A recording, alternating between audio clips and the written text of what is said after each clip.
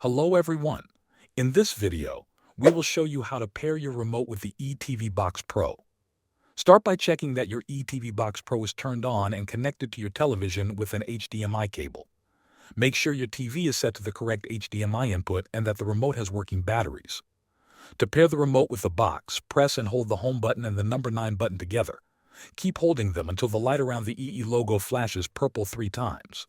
This indicates that the remote is now paired with your eTV Box Pro and can communicate with it through Bluetooth. Once paired, test the remote by pressing the home button to see if the menu appears on your TV. If the remote is not pairing, you can try pairing it again through the eTV Box settings.